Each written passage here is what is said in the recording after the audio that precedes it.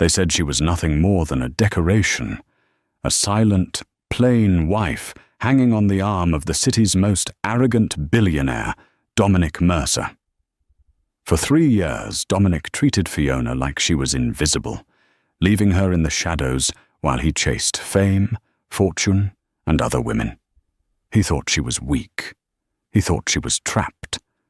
But tonight, at the most exclusive gala of the century, Dominic is about to learn the most expensive lesson of his life. He didn't realize that the person everyone came to see was the wife he just insulted. This is the story of how the invisible wife became the queen of the night. The silence in the penthouse was suffocating. It wasn't the silence of peace.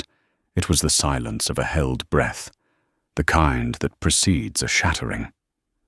Fiona stood before the floor-to-ceiling mirror in the master suite, her fingers trembling slightly as she adjusted the strap of her navy blue gown. It was a modest dress, elegant but understated, exactly the kind Dominic insisted she wear. "Don't draw attention," he had told her over breakfast, his eyes glued to his tablet. "You're there to support me, Fiona, not to make a spectacle." Support him. That was the word he used to mask the reality, disappear behind him.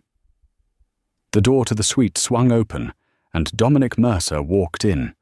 He was undeniable in his presence, tall, broad-shouldered, wearing a custom tuxedo cut by the finest tailors in London. He checked his reflection in the mirror, adjusting his cufflinks without sparing a glance at his wife. "The car is downstairs," Dominic said, his voice clipped. "We're already 10 minutes behind schedule. Winston is going to be there, and I need to corner him before the auction starts." Fiona turned, hoping for a sliver of validation. "How do I look, Dominic?" Dominic paused, finally looking at her. His gaze was critical, scanning her like a balance sheet that wasn't quite adding up. He didn't smile. He didn't soften. He just nodded, a quick, dismissive gesture. "Fine," he said. "Appropriate. Just remember the rules, Fiona. Smile, nod, and don't try to talk business. These people are sharks. They'll eat someone like you alive." "Someone like me," Fiona repeated softly. "And what is someone like me, Dominic?" He sighed, the sound of a man burdened by a slow child. "Someone who doesn't understand the complexities of my world. Someone who enjoys the luxury I provide, but doesn't have to carry the weight of it. Just try not to embarrass me tonight. Bianca is going to be there managing the PR for the event, and I need everything to run smoothly." The name landed like a slap. Bianca, his public relations manager, the woman who lingered a little too long at his side in press photos, the woman who looked at Fiona with a mixture of pity and amusement. "Is she?" Fiona asked, her voice steady despite the tightness in her chest. "I suppose she'll be wearing something appropriate too?" Dominic's jaw tightened. "Don't start, Fiona. Not tonight. This deal with the Kincaid Group is worth 200 million. If I close it, the Mercer empire goes global. Just get in the car." He turned and walked out, leaving the door open. Fiona watched his retreating back. For 3 years, she had played the role. She had been the quiet orphan girl he had rescued from a failing bookstore job. He loved the narrative, the billionaire prince and his Cinderella. But he never bothered to read the rest of the book. He never asked about the years before the bookstore. He never asked about the notebooks she filled late at night. She looked back at the mirror. The navy dress was demure, boring. It was a costume for a supporting character. Fiona reached into the back of her closet, behind the rows of beige and grey Dominic approved of. Her hand brushed against cool silk, a garment bag hidden away. She hesitated. Tonight was the grand Obsidian Gala. The entire city elite would be there. If she deviated from the script, Dominic would be furious. But then she remembered the tone of his voice. Someone like you." Fiona's eyes hardened. She unzipped the hidden bag. 10 minutes, she whispered to the empty room. "He can wait 10 minutes." The limousine ride was a study in icy tension. Dominic spent the entire 40-minute drive to the Ritz-Carlton shouting into his phone, barking orders at his assistants. Fiona sat opposite him, her trench coat buttoned all the way to her chin, concealing what lay beneath. When they arrived, the flashbulbs were blinding. The paparazzi swarmed the entrance like moths to a flame. "Dominic! Dominic! Over here!" "Mr. Mercer, is the rumor about the merger true?" Dominic put on his public face instantly, a charming, confident smile that didn't reach his eyes. He stepped out, buttoning his jacket, and waved. Then, almost as an afterthought, he turned back to offer a hand to Fiona. She took it, stepping onto the red carpet. The noise was deafening. "Stay close," Dominic hissed through his teeth while smiling for the cameras. "And keep that coat on until we get to the cloakroom. It's freezing out here." They moved through the gauntlet and into the grand ballroom. It was a sea of diamonds, velvet, and ruthless ambition. Waiters circulated with champagne trays, and the air smelled of expensive perfume and old money. Almost immediately, a woman approached them. She was striking, wearing a dress that was little more than shimmering silver straps and daring cutouts. It was Bianca. "Dom!" she exclaimed, ignoring Fiona entirely. She placed a hand on his arm, her nails painted a sharp crimson. "Thank God you're here. Winston is over by the bar, and he looks bored. You need to get in there now." Dominic's attention shifted entirely to her. "Is he drinking scotch or martini?" "Scotch. Aged," Bianca said, finally flickering her eyes toward Fiona. Her smile was tight, condescending. "Oh, hello, Fiona. I see you came along. How nice. You might want to grab a drink and find a seat near the back. The business talk is going to get heavy near the front tables." Fiona looked at Bianca, then at her husband. Dominic was already scanning the room, looking for his target. "Go find a table, Fiona," Dominic said, waving his hand dismissively. "I'll come find you when dinner is served. Bianca needs to brief me on the talking points." "You're leaving me here?" "Alone?" Fiona asked. "You're not a child," Dominic snapped, his patience snapping. "Just sit down and don't talk to anyone important. I have work to do." He turned his back on her. He walked away with Bianca, their heads bent together, laughing at something she whispered. Fiona stood alone in the middle of the foyer. People brushed past her. She heard whispers. "That's Mercer's wife, right?" "The quiet one. Poor thing, she looks like a nanny. Look at him with Bianca. It's hardly a secret anymore, is it?" Shame burned in her cheeks, hot and sharp. But beneath the shame, something else was kindling. It was the same fire that had kept her alive when she lost her parents at 18. It was the fire that drove her to study until her eyes blurred, even when she had no money for tuition. She wasn't a nanny. She wasn't a charity case. She saw the cloakroom attendant, a young man named Leo, whom she recognized from previous events. He looked at her sympathetically. "Mrs. Mercer, can I take your coat?" Fiona looked at Dominic's retreating figure. He was laughing, clinking glasses with a group of investors. He looked powerful. He looked untouchable. She looked at Leo. A slow, dangerous smile spread across her lips. "Yes, Leo," she said. "Take it. Burn it if you want." She undid the buttons of the trench coat. The heavy wool slid off her shoulders and pooled on the floor. The chatter in the immediate vicinity didn't just stop, it evaporated. Underneath the drab coat, Fiona wasn't wearing the navy blue dress. She was wearing a gown of pure, liquid gold. It was strapless, hugging her curves with architectural precision, the fabric shimmering as if it were alive. It was bold. It was regal.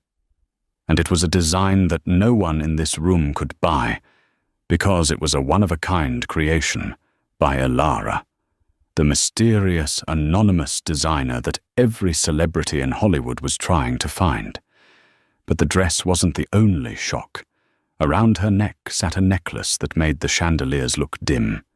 It was a cascade of sapphires and diamonds, a piece so distinct and historical that it belonged in a museum. Fiona lifted her chin. She didn't look like a nervous housewife anymore. She looked like an empress who had just claimed her throne. "Leo," she said, her voice clear and commanding. "Where is the VIP organizer? I believe I have a keynote speech to give." Leo's jaw dropped. You are the keynote speaker." "The program lists the speaker as the architect," Fiona said smoothly. "That would be me." She turned and walked toward the ballroom floor. The sound of her heels on the marble was rhythmic, purposeful. As she entered the main hall, heads turned, not one by one, but in waves. The conversation died down, replaced by a collective gasp. Dominic was standing near the bar, laughing at a joke Winston had made. He saw Winston's eyes widen. He saw Winston's gaze drift over his shoulder. "Good Lord," Winston muttered. "Who is that?" Dominic frowned. He hated when Winston was distracted. "Probably some actress trying to get attention. Ignore her, Winston. About the merger." "No, Dominic," Winston said, putting his glass down. "Look." Dominic turned around, annoyed. His breath hitched in his throat. He blinked, sure that he was hallucinating. Walking through the center of the room, parting the crowd like the Red Sea, was a vision in gold. The woman carried herself with a terrifying grace. She was radiant. She was magnificent. And she was his wife. Dominic Mercer felt a sensation he hadn't experienced in years. Panic. It started in his chest and clawed its way up his throat. He watched the woman in gold move through the crowd, stopping to accept a glass of champagne from a waiter who looked as if he might faint from being in her presence. "Dominic," Bianca hissed, her nails digging into his tuxedo sleeve. "Who is that? Why is she wearing that? You told me she was a mouse." "I don't know," Dominic snapped, pulling his arm away. "Stay here." He marched across the ballroom floor, abandoning his carefully cultivated calm. He intercepted Fiona just as she was about to be approached by the mayor. Dominic grabbed her upper arm, his grip tight, pulling her slightly away from the center of the room into the shadow of a large marble pillar. "What do you think you're doing?" Dominic whispered furiously, his face inches from hers. "Have you lost your mind?" "Take that off." Fiona looked down at his hand on her arm, then up at his eyes. Her expression was unreadable, completely devoid of the fear he was used to seeing. "Take it off," she repeated, her voice calm and amused. "We are in the middle of a ballroom, Dominic. That would be rather scandalous, don't you think?" "Don't play games with me," he growled. "Where did you get this dress? Where did you get the money? And that necklace? It looks ridiculous. Everyone knows I didn't buy it for you. You look like you're playing dress-up in costume jewelry. You are humiliating me." Fiona laughed. It was a soft, dark sound that sent a shiver down Dominic's spine. "Humiliating you?" she asked. "Dominic, look around." He hesitated, then glanced over his shoulder. He expected to see people snickering. He expected to see the elite of the city mocking his wife's desperate attempt for attention. Instead, he saw admiration. He saw envy. The mayor was staring. The CEO of the rival banking firm was staring. And most importantly, Winston Kincaid, the man Dominic needed to impress to save his company, was staring with an expression of pure awe. "They aren't laughing, Dominic," Fiona whispered, leaning in close. "They're captivated. You wanted a trophy wife? Well, here she is. Polish me off and show me off. Isn't that the job? You. Dominic started, but he was cut off. Dominic, introduce us. It was Winston Kincaid. The older billionaire approached them, beaming. He ignored Dominic entirely and turned his charm on Fiona. Mrs. Mercer, Winston said, bowing slightly, I must say, I have attended these galas for 40 years. I have never seen an entrance like that. You have breathed life into a very dull evening. Fiona smiled, and it wasn't the shy, nervous smile she used at home. It was dazzling. Mr. Kincaid, I've read your recent interview in Forbes regarding sustainable urban development. Fascinating perspective on the integration of green energy in historical districts. Dominic froze. She read Forbes? Since when did she read anything other than romance novels? Winston's eyebrows shot up. You read that? Most people found it dry. I'm impressed. I didn't know your husband took an interest in my eco-initiatives. Oh, he doesn't, Fiona said smoothly, glancing at Dominic with a look that could cut glass. Dominic prefers the bottom line. I prefer the horizon. Winston roared with laughter, clapping Dominic on the back. She's sharp, Mercer. You've been hiding her away. Why? Afraid she'd outshine you? Dominic forced a stiff smile. Fiona is full of surprises tonight. Bianca appeared at Dominic's elbow, sensing that she was losing her territory. She looked Fiona up and down, her eyes narrowing on the necklace. It is a lovely costume, Fiona, Bianca said, her voice dripping with fake sweetness. But aren't you worried that big blue stone is a bit much? It looks a bit heavy. Perhaps you should take it off before you strain your neck. Costume jewelry can be so clunky. The circle of listeners went quiet. It was a direct insult, implying the gems were fake. Fiona turned her gaze to Bianca. She didn't get angry. She didn't flush. She simply reached up and touched the center sapphire. This isn't costume jewelry, Bianca, Fiona said quietly, but her voice carried. This is the heart of the ocean's sister. It was commissioned in 1912. It has been in a private vault in Geneva for 50 years. It was released only yesterday. Bianca scoffed. And we're supposed to believe Dominic bought you a historic artifact? Please. Dominic didn't buy it, Fiona said. Then who did? Dominic demanded, his jealousy flaring. Who bought you that necklace, Fiona? Fiona looked him dead in the eye. I did. Silence descended on the group. Dominic stared at her. You? With what money? The allowance I give you for groceries? No, Fiona said, her voice hardening. With the money I earned. You see, Dominic, while you were busy working late with Bianca, I was working too. But we can discuss my resume later. Right now, the Master of Ceremonies is calling for everyone to take their seats. I believe the keynote speaker is about to begin. She turned and walked away, leaving Dominic, Bianca, and Winston standing in her wake. Curious, Winston mused, watching her go. Very curious. Mercer, if you don't treat that woman right, someone else will. Dominic grit his teeth. He felt like the ground was shifting beneath his feet. He had to regain control. He grabbed Bianca's hand. Come on, let's sit. I'm going to get to the bottom of this farce as soon as we get home.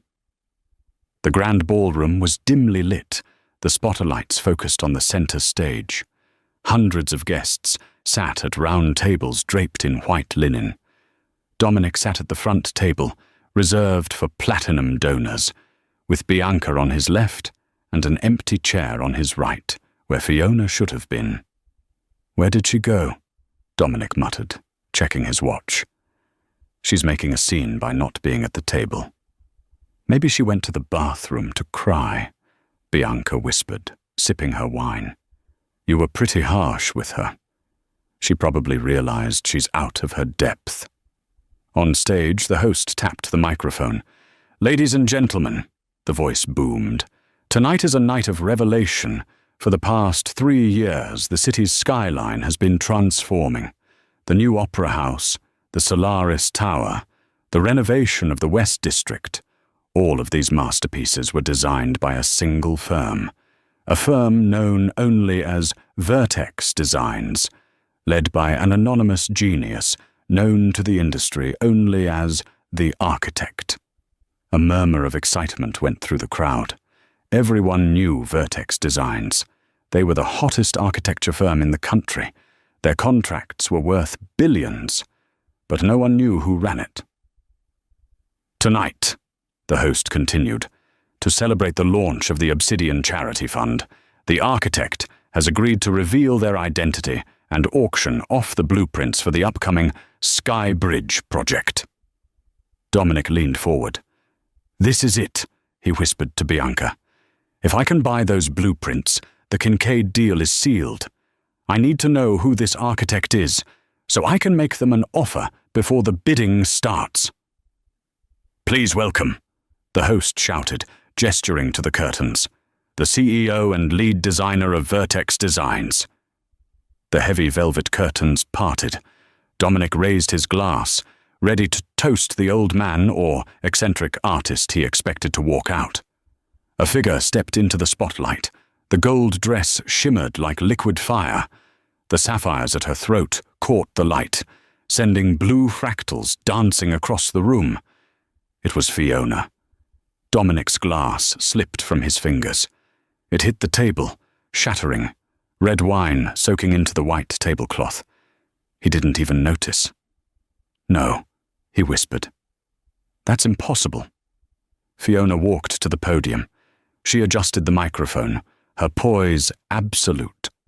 She looked out over the crowd, her eyes scanning the darkness until they landed on the front table. On Dominic. "Good evening," she said. Her voice was amplified, rich and confident. The voice of a woman who commanded boardrooms, not a woman who asked for permission to buy new curtains.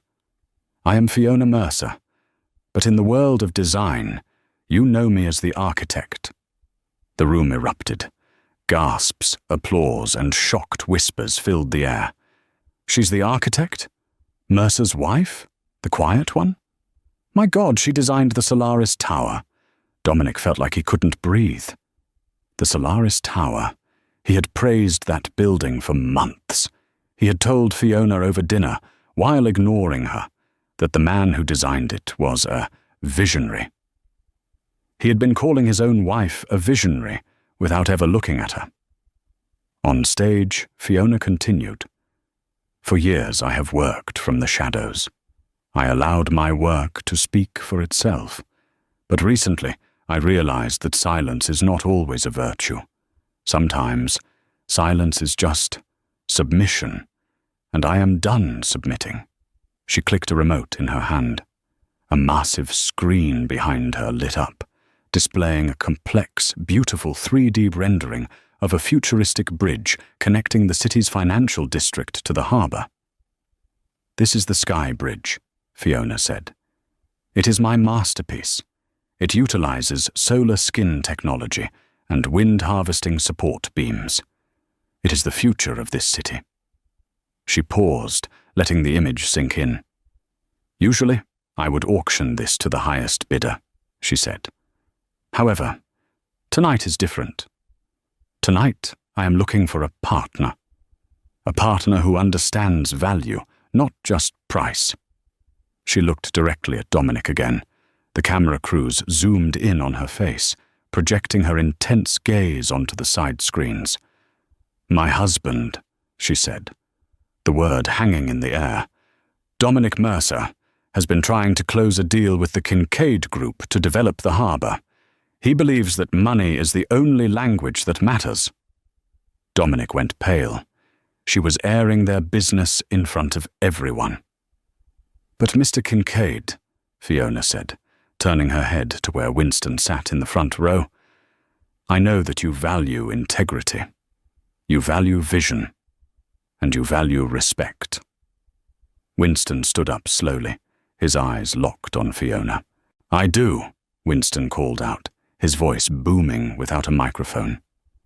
"Then I have a proposal," Fiona said. "I am the owner of the land the Sky Bridge sits on. I bought it 3 years ago under the name Vertex Designs.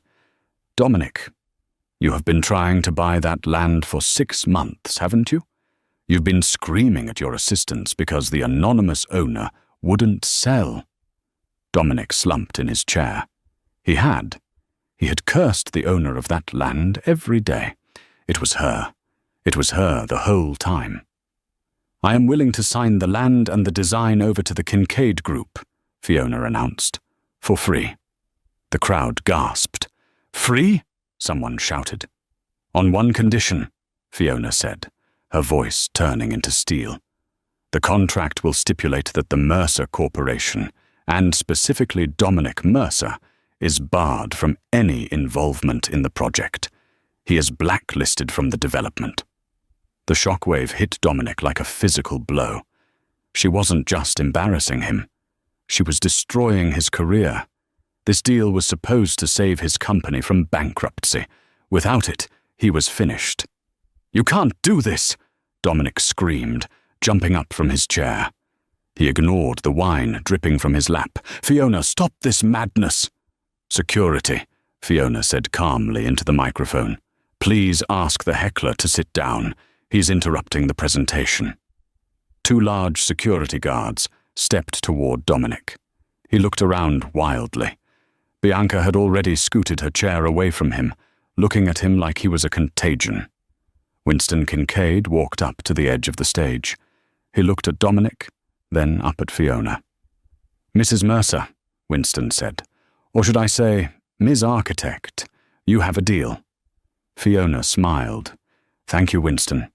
Now, if you'll excuse me, I have a party to enjoy, and I believe my husband has some bankruptcy papers to file."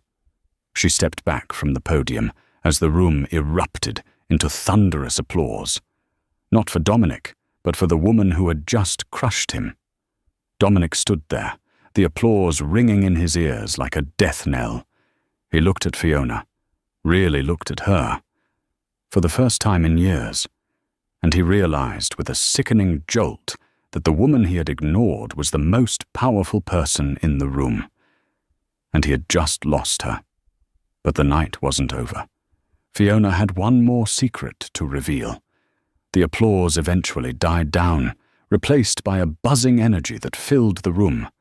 The atmosphere had shifted entirely. Dominic Mercer was no longer the king of the jungle. He was the wounded gazelle, and the predators were circling. Dominic stood frozen near the stage, his face flushed with a mixture of rage and humiliation. He watched Fiona descend the stairs, surrounded immediately by admirers. Winston Kincaid was shaking her hand vigorously. The mayor was waiting his turn. Photographers were fighting for angles. Dominic felt a hand on his shoulder. He turned, expecting comfort from Bianca. "Well," Bianca said, her voice icy. She was clutching her clutch bag, looking at him with undisguised disdain. "That was educational." "Bianca," Dominic stammered, grabbing her arm. "You have to help me fix this. Go talk to the press. Spin this. Say she's mentally unstable. Say she stole the designs from me." Bianca laughed, a harsh, dry sound. She pulled her arm away, smoothing the silk of her dress where he had touched it. "Spin it?" Bianca asked incredulously. "Dominic, she just proved she owns the land you need to survive. She proved she designed the buildings you took credit for. There is no spin. You're finished." "I'm still Dominic Mercer," he shouted, drawing a few stairs. "I have assets. I have." "You have debt," Bianca cut in. "Everyone knows the company is leveraged to the hilt waiting for this Kincaid deal. Without it, the banks will call in your loans by Monday morning. I'm a PR manager, Dominic. My job is to manage reputations, not resurrect corpses. I don't date bankrupt men." She didn't even say goodbye. She turned on her heel and walked straight toward a group of hedge fund managers, her smile already back in place, hunting for a new target. Dominic was alone. The woman he had ignored his wife for had abandoned him in seconds. Fury, hot and blinding, took over. He pushed through the crowd, shoving a waiter aside. He needed to get to Fiona. He needed to make her stop this. She was his wife. She belonged to him. She couldn't just destroy him. Fiona was laughing at something Winston said when she saw Dominic storming toward her. She didn't flinch. She simply stopped laughing and watched him come, her expression bored. "Fiona!" Dominic barked, breaking into the circle of elites surrounding her. "We are leaving. Now." Winston Kincaid frowned, stepping slightly in front of Fiona. "Mr. Mercer, I think your wife is having a pleasant evening. Perhaps you should go cool off." "She is my wife," Dominic yelled, losing all composure. He reached out to grab Fiona's wrist. "You don't get to embarrass me like this, Fiona. You think you're smart? You think this is a game? I made you. I took you out of the gutter." Just as his fingers were about to close around her wrist, a hand shot out from the crowd. It was a large, powerful hand.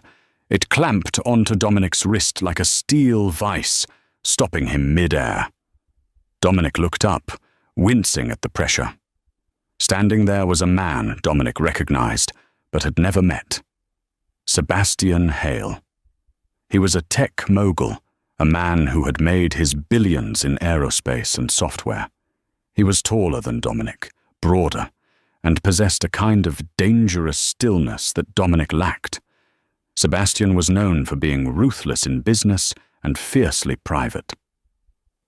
"I believe," Sebastian said, his voice low and dangerous. "The lady is not interested in leaving." Dominic tried to yank his hand back, but Sebastian's grip didn't waver. "Let go of me," Dominic spat. "This is a domestic matter. It's none of your business, Hale." "Actually," Sebastian said, his eyes cold, "it is my business, since Vertex Designs is a subsidiary of Hale Industries." Dominic stopped breathing. The room went silent again. "What?" Dominic whispered. Sebastian released Dominic's hand with a shove that sent him stumbling back. He moved to stand next to Fiona, not in front of her like a protector, but beside her, like an equal. He placed a hand gently on the small of her back, a gesture of intimacy that made Dominic's stomach churn. "Fiona didn't just build Vertex alone," Sebastian explained to the stunned audience. "She needed a silent partner to handle the legal protections, so her husband wouldn't steal her work. I was honored to be that partner."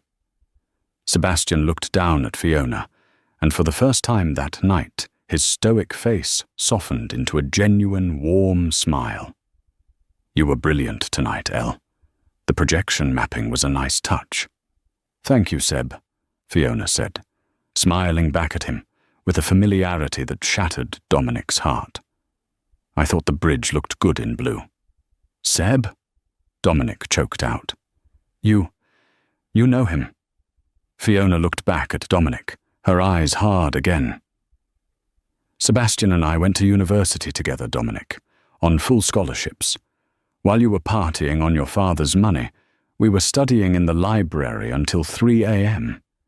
He's been my best friend for 10 years. "Best friend?" Dominic accused, pointing a shaking finger. "You've been cheating on me, you hypocrite." Sebastian stepped forward, his fists clenching, but Fiona put a hand on his chest to stop him. "Cheating?" Fiona laughed. "Dominic, Sebastian has never touched me inappropriately. Unlike you and Bianca. Unlike you and your secretary last year.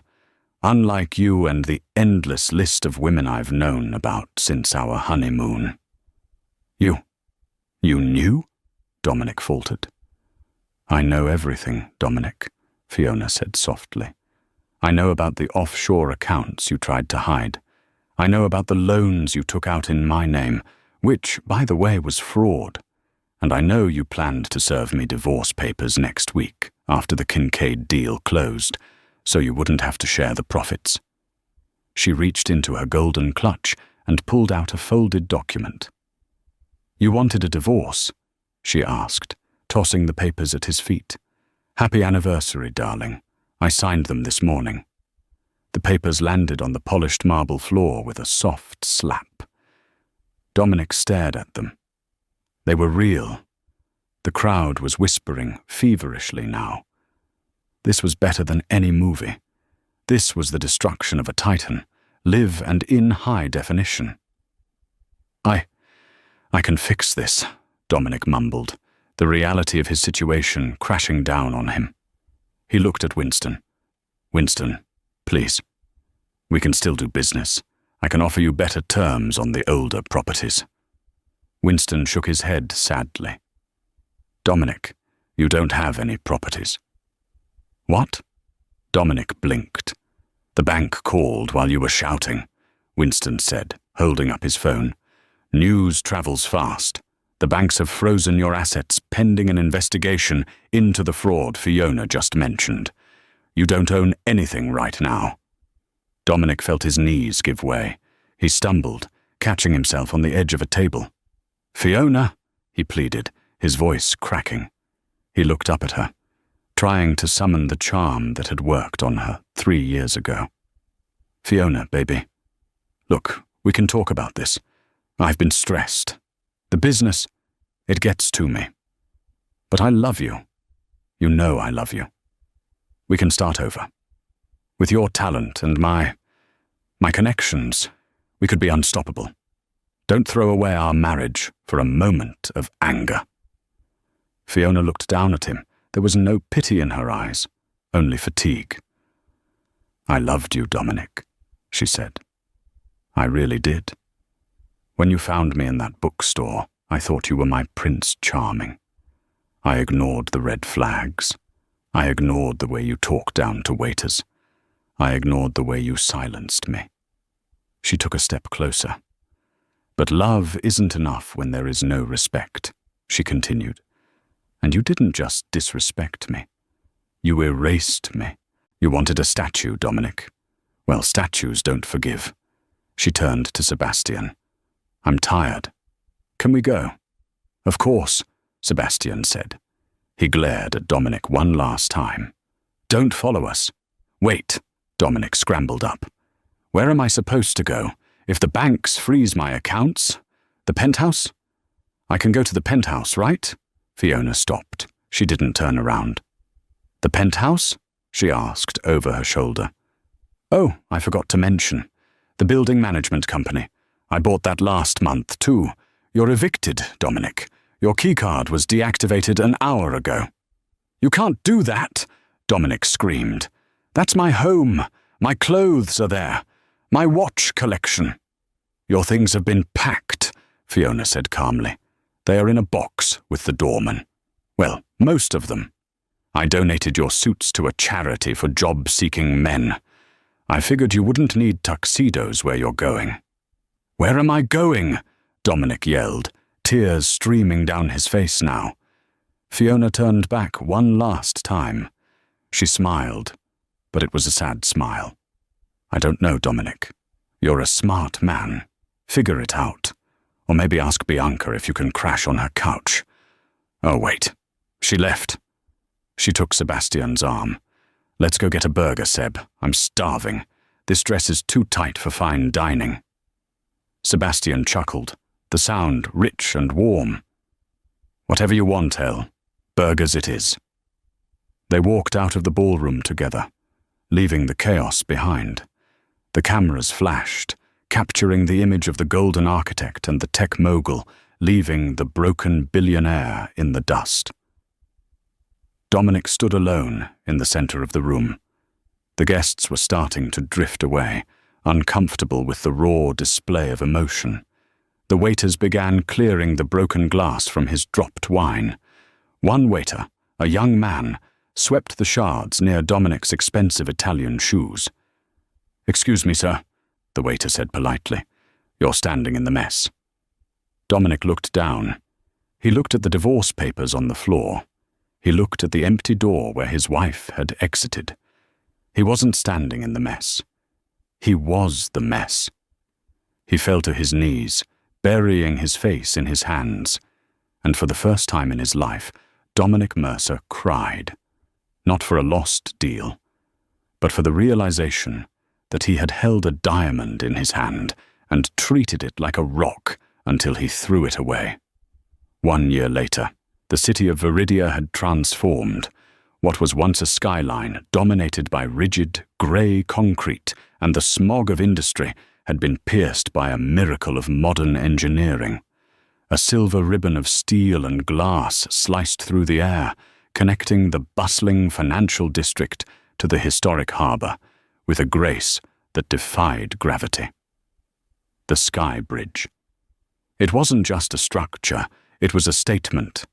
It was a testament to vision, resilience, and the power of stepping out of the shadows. It was the day of the grand opening, and the energy in the air was electric. The press was there in full force, a swarm of reporters and cameramen jostling for position. Drones buzzed overhead like mechanical hummingbirds, capturing sweeping aerial shots of the gleaming architecture. But this time, the lenses weren't hunting for Dominic Mercer. They weren't looking for the man who had once claimed this city as his personal playground. They were looking for Fiona. Fiona stood at the center of the bridge, the high-altitude wind whipping her hair back, carrying the scent of salt water and ozone. She wore a white power suit, crisp, tailored, and modern, a stark contrast to the golden gown of her debut a year ago, but just as commanding. The gold had been a costume of rebellion. The white was the uniform of a leader. She stood tall, her hands resting on the railing, feeling the subtle, rhythmic hum of the bridge beneath her feet. It was alive, breathing with the city. Beside her stood Sebastian. He looked dashing in a charcoal suit that fit his broad frame perfectly, but his attention wasn't on the marvel of engineering before them. His eyes never left her face. He watched her with a mixture of pride and something deeper, something that had simmered quietly for a decade. "Nervous?" Sebastian murmured, leaning in close so only she could hear over the roar of the wind and the distant chatter of the crowd. Fiona turned to him, her smile slow and genuine. She looked out at the water, where the sunlight danced on the waves like shattered diamonds. "No," she said softly. "I built this, Seb. I calculated every stress point, every load-bearing vector. I know it will hold." Sebastian grinned, the corner of his eye crinkling. "I wasn't talking about the bridge." Fiona laughed, a free, unburdened sound that seemed to float up into the clouds. Life had been a whirlwind since that fateful night at the Obsidian Gala. Vertex Designs had exploded, becoming the most sought-after architecture firm in the country. She was no longer just a rumor or a ghostwriter for her husband's ego. She wasn't just the architect anymore. She was Fiona Mercer, though soon to change that name, a celebrity in her own right, a symbol of female empowerment, and a philanthropist who actually cared about the causes she funded. But amidst the triumph, there was always the shadow of the past. Fiona scanned the crowd gathered far below on the harbour promenade. Thousands of people had come to watch the ribbon cutting. From this height, they were a mosaic of colours and movement. Tourists pointing cameras, locals pushing strollers, construction workers in high-vis vests, beaming with pride at what they had built. Her gaze drifted, almost instinctively, to the fringes of the crowd. In the back, near a steaming hot dog vendor, a man stood alone. He wore a faded grey windbreaker that had seen better days, the zipper stuck halfway up. He looked older than his 35 years, his posture slumped, as if the weight of the sky was pressing down on him.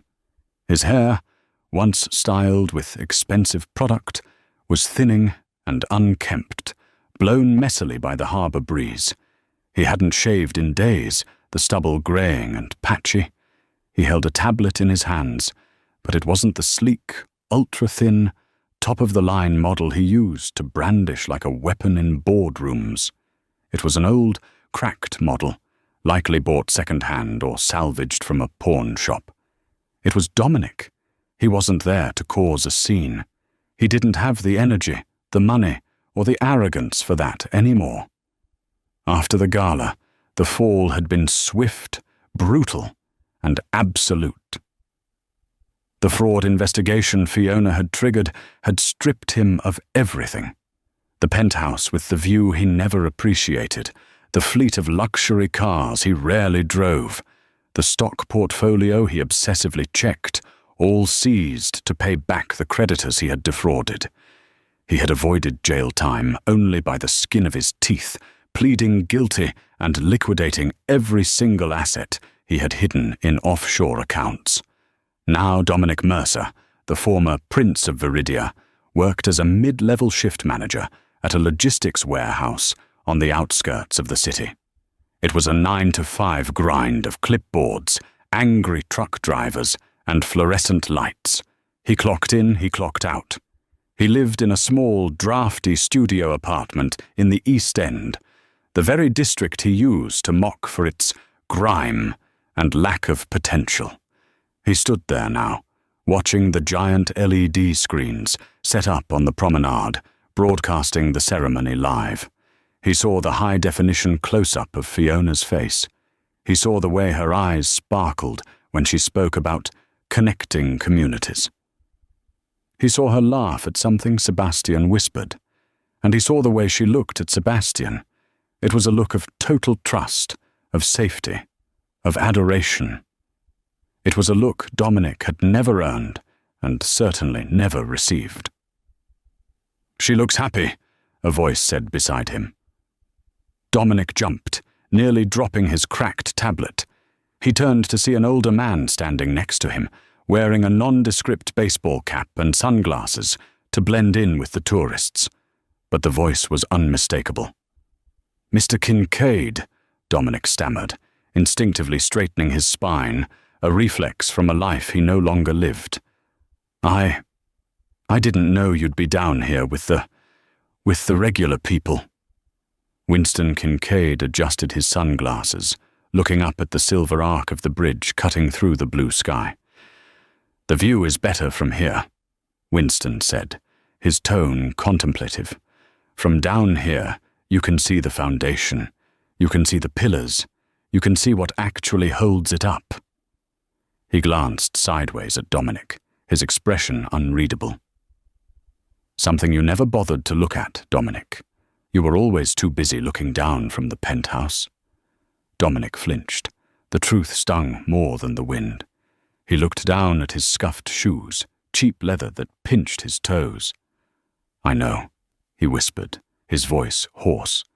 "You don't have to rub it in, Winston." "I'm not," Winston said softly, turning to face him fully. "I'm just glad to see you're still standing. Some men wouldn't have survived the fall you took. It takes a certain kind of strength to start over from zero." "I almost didn't," Dominic admitted, the confession tumbling out before he could stop it. "There were nights. Well, it doesn't matter now." He looked back at the giant screen. Fiona was holding a large pair of ceremonial scissors. Sebastian's hand was placed gently over hers, guiding her, supporting her. The image was a portrait of partnership, something Dominic had never understood. "She really was the genius behind it all, wasn't she?" Dominic murmured, half to himself. "All those years, I thought she was just scribbling in notebooks. I thought she was wasting time on little hobbies. I told her that, you know. I told her she was wasting paper." "You saw what you wanted to see," Winston replied, his voice lacking judgment but heavy with truth. "We all do, sometimes. We see the world through the lens of our own ego. But now, the lens is broken. Now, you see the truth." On the screen, Fiona smiled, a radiant, conquering smile, and cut the ribbon. The crowd around them roared. Confetti cannons fired from the bridge's suspension cables, filling the sky with a blizzard of gold and silver paper that drifted down like snow. Children squealed, chasing the shiny scraps. Dominic felt a hard, painful lump form in his throat. He remembered the last thing he had said to her in that ballroom, desperate and cruel, that she was nothing without him, that he had made her. He realized now, with a clarity that broke his heart, that he had been the anchor dragging her down. He was the dead weight. Without him, she hadn't just floated. She had soared into the stratosphere. "I should go," Dominic said abruptly, turning up the collar of his windbreaker. The celebration felt too bright, too loud for a ghost like him. "My shift starts in an hour. If I'm late, they dock my pay." "Good luck, Dominic," Winston said, offering a small, sad nod. Dominic turned and walked away. He forced himself not to look back at the bridge. He didn't look back at the flashing cameras or the woman in white. He just walked toward the subway station, head down, merging into the stream of commuters. He was just another anonymous face in the crowd, another cog in the machine, learning the hard way that the greatest luxury in life isn't money or power or a view from the top. It's having someone who sees you, truly sees you, for who you are. And he had been blind until it was too late. Up on the bridge, the ceremony was winding down. The VIPs were moving toward the reception tent, where champagne and canapes awaited. The wind had picked up, but it felt invigorating, not cold. Sebastian stopped Fiona as she turned to follow the mayor. He pulled her gently toward the railing, away from the microphones. "Wait," he said, his voice dropping to a serious register. "There's one more thing, before the madness of the party starts." "We're on a tight schedule, Seb," Fiona teased, checking her watch, though her heart picked up a beat at the intensity in his eyes. "The governor is waiting." Sebastian ignored the schedule. He reached into the inner pocket of his jacket. He didn't pull out a velvet ring box. That was too cliché, too performative for them. Instead, he pulled out a small, folded piece of paper. It was yellowed with age, the edges worn soft and fuzzy. Fiona took it, her brows knitting in confusion. Her hands shook slightly as she unfolded the fragile paper. It was a napkin. A cheap brown paper napkin from the university cafeteria, dated 10 years ago. On it, drawn in fading blue ballpoint ink, was a rough, almost childish sketch of two stick figures standing on top of a suspension bridge. Underneath the drawing, in Sebastian's messy, familiar handwriting, it read, "One day you'll build it, and I'll be there to see it." The breath left Fiona's lungs in a rush. The memory hit her like a physical wave. Late nights in the library, cheap coffee, Sebastian listening to her wild dreams when no one else would. He had believed in her before she had a portfolio. He had believed in her before she believed in herself. Tears pricked her eyes, hot and sudden. "You kept this?" she whispered, staring at the napkin. "For 10 years? Through everything?" "I kept it," Sebastian said, his voice thick with emotion, stepping closer to shield her from the wind.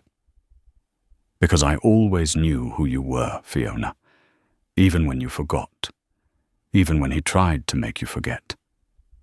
I knew the architect was in there, waiting to build something beautiful." He reached out and took her hand, interlacing their fingers. His grip was warm, solid, permanent. "You've built your bridge, Fiona," Sebastian whispered, looking deep into her eyes. "You've proven everything you needed to prove. Now I want to build something else. I want to build a life with you.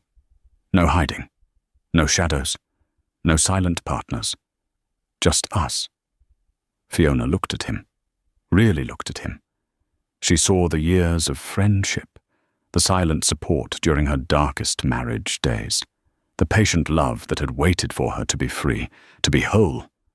She realized that while she had built the bridge, he had been the ground that allowed her to stand. She dropped the napkin, letting the wind take it, letting the past fly away, and threw her arms around his neck, burying her face in the crook of his shoulder. "Yes," she whispered into his coat, the word carried away by the breeze, but caught by the only person who mattered. Just us. Finally. High above the city, amidst the cheers of the city she had changed and the wind that sang through the cables, the architect finally found her home. It wasn't in a penthouse or a boardroom or a monument of steel. It was in the arms of the man who had loved her when she was invisible. And as the sun began to set over the Viridia harbour, painting the sky in breathless shades of gold and violet, Fiona Mercer, soon to be Fiona Hale, smiled. She had shocked the world, she had humbled a billionaire, but most importantly, she had found herself. The statue had crumbled to dust. The woman had risen. What an incredible journey. From being treated like a piece of furniture to revealing herself as the brilliant mind behind the city's greatest architecture. Fiona's story is the ultimate proof that you should never underestimate the quiet ones. Dominic learned the hard way that when you treat a diamond like glass, you're bound to get cut when it shatters. So, what do you think? Did Dominic deserve a second chance, or was his punishment fitting? And would you have chosen the loyal best friend Sebastian over the wealthy husband? Let me know your thoughts in the comments below. If you enjoyed this story of revenge, success and true love, please smash that like button, share this video with your friends, and don't forget to subscribe and hit the notification bell so you never miss a new story. Thanks for watching, and see you in the next drama.